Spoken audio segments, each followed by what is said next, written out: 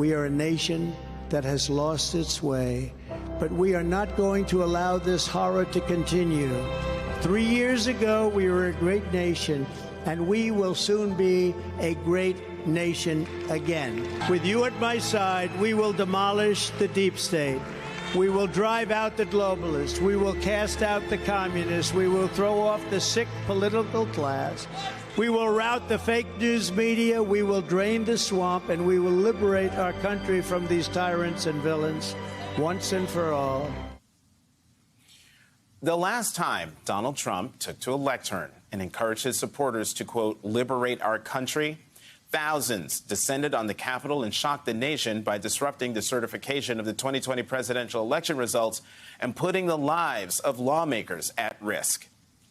Thanks to a recent federal appeals court ruling that says Donald Trump is not immune to civil lawsuits related to January 6th, 10 members of Congress are trying to hold him accountable by filing a civil lawsuit accusing him of violating the 1871 Ku Klux Klan Act, which seeks to protect lawmakers from threats or intimidation against carrying out their duties.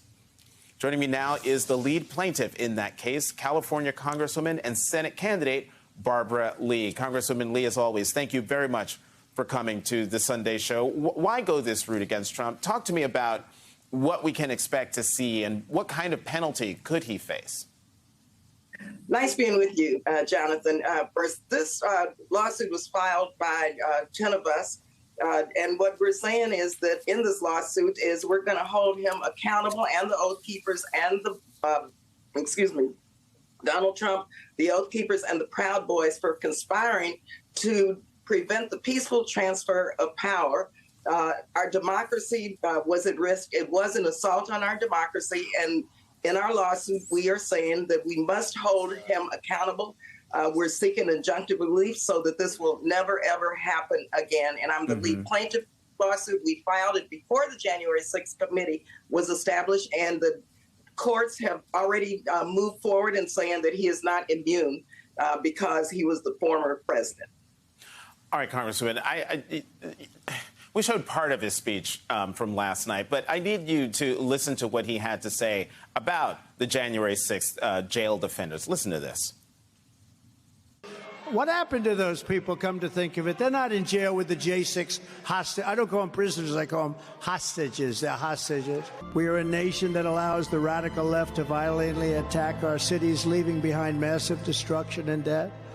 And nothing happens to the violent criminals that do these terrible things. There is no punishment. But when people who love our country protest in Washington, they become hostages, unfairly imprisoned for long periods of time. Congresswoman, hostages? Listen, Jonathan, this man is really very dangerous. I was sitting on the floor of Congress January 6th, barely escaped. People were killed. Our democracy was almost thwarted. This man, the Oath Keepers, the Proud Boys, as we say in our lawsuit, attempted coup, quite frankly. They tried to thwart the peaceful transfer of power, and in fact, in the lawsuit that we're moving forward in the courts with, first of all, Donald Trump is not immune from what took place. And so I hope people understand how dangerous he is. Some of the things that he has said recently, we know his history. And in fact, we have elections coming up. And I just have to say, we have got to make sure that we do not vote for Donald Trump, that the public votes for Joe Biden and Kamala Harris, because he is a danger to our democracy and has demonstrated this over and over and over again. Let me get you on one more thing before I have to let you go. Also at that rally, we talked about this earlier in the show, that he wants to indemnify the police from any kind of prosecution or accountability. I said that it feels like he's just put a target on our backs. Am I overstating the case here?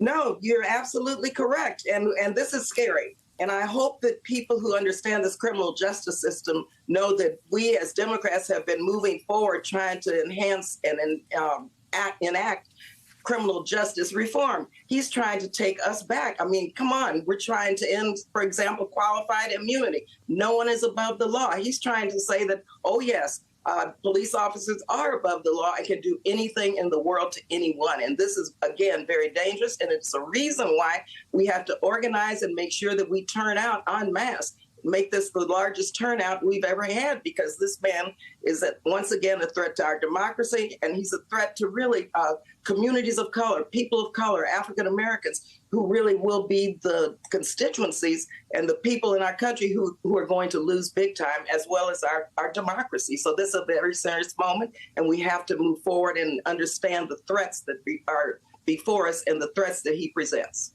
Mm-hmm.